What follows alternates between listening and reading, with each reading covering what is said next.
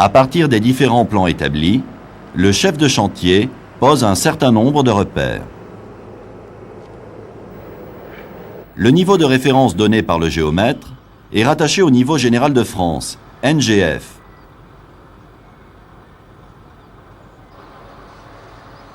Il correspond au niveau du sol fini du rez-de-chaussée. L'ouvrier procède à l'implantation générale des chaises. La chaise d'implantation est constituée de piquets et d'une planche horizontale appelée broche. Le dessus des broches sont toutes au même niveau. Ici, 2 clous en biais servent de repère d'axe. C'est à partir de ces repères que l'ouvrier va réaliser la semelle de fondation.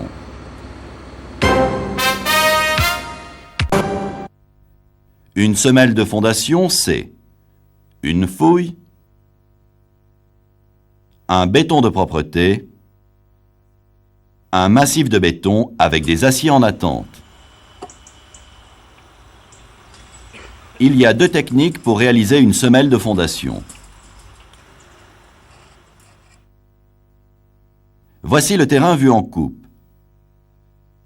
La semelle est coulée en pleine fouille. Ici, une semelle de fondation coffrée. Aujourd'hui, nous allons réaliser une semelle de fondation isolée et coffrée.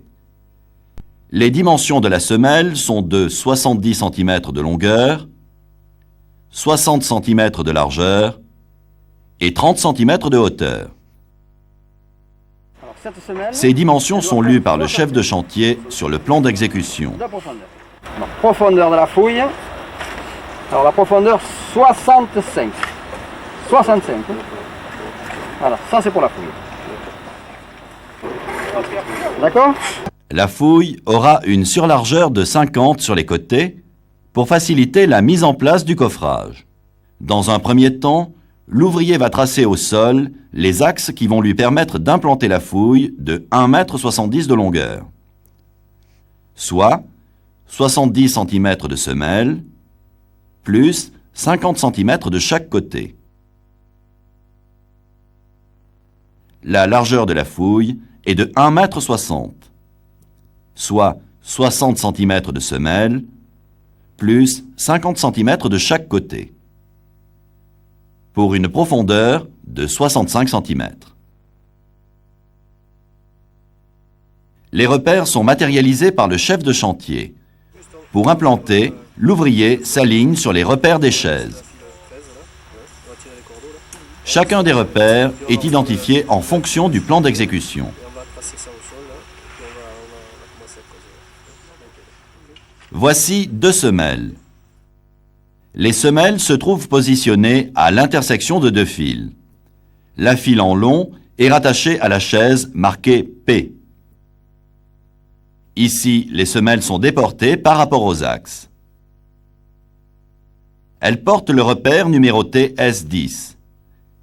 Nous allons réaliser la semelle S10 qui est à l'intersection des 2 fils. L'ouvrier tend chacune des lignes en référence à la semelle à réaliser sur les fils en travers et en long.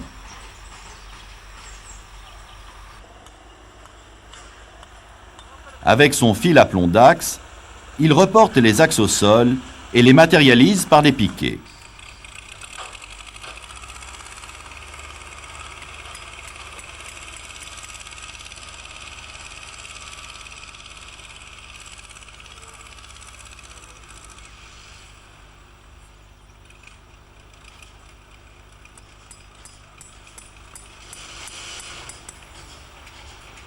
Ces piquets métalliques sont protégés par des cabochons.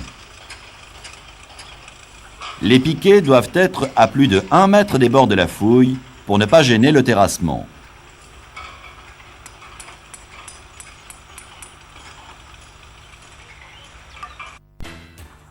L'ouvrier implante la fouille. Pour la file 13, il mesure 95 cm d'un côté et 75 cm de l'autre côté de l'axe. Pour la file P, Il mesure 80 cm de part et d'autre de l'axe. Les piquets matérialisent l'implantation de la fouille.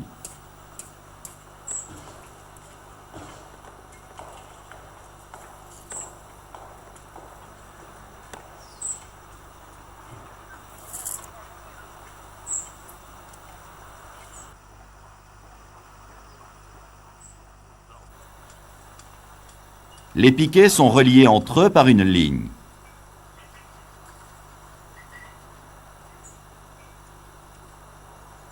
Le rectangle ainsi formé matérialise les bords de la fouille. L'ouvrier trace l'implantation de la fouille avec du plâtre. L'ouvrier doit faire attention à faire dépasser les traces aux quatre coins. Un contrôle est effectué pour vérifier que les fils sont les bonnes et que les cotes reportées au sol sont exactes. Là, c'est bon. Non, je prends cet axe. Alors, cet axe. Là. Alors là, on doit avoir 80. Bon. « 80, c'est bon aussi. » Cette semelle, à ce stade, le responsable lui indique la profondeur de la fouille. La profondeur de la fouille. Alors la profondeur 65. La profondeur est de 65 cm par rapport à la plateforme.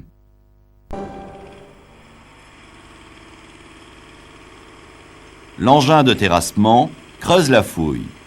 La profondeur de la fouille est de 65 cm. L'ouvrier vérifie continuellement les cotes et en particulier la profondeur de la fouille.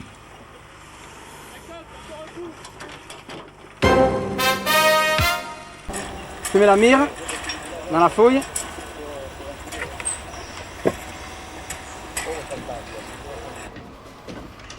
L'ouvrier positionne la mire au point le plus bas. 125, c'est bon. Le responsable contrôle l'état du fond de fouille. C'est bon, on peut y aller. Le béton de propreté permet de tracer la semelle et de poser l'armature. Le béton de propreté a une épaisseur minimum de 5 cm. L'ouvrier plante des piquets dans le fond de la fouille. Les piquets sont réglés à la bonne hauteur à l'aide d'un niveau de chantier.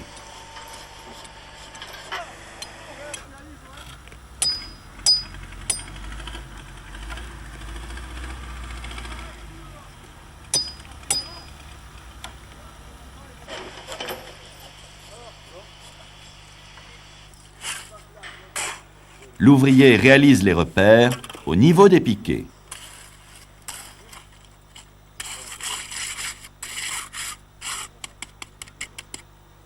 Une croix marque l'emplacement des piquets. L'ouvrier dresse le guide.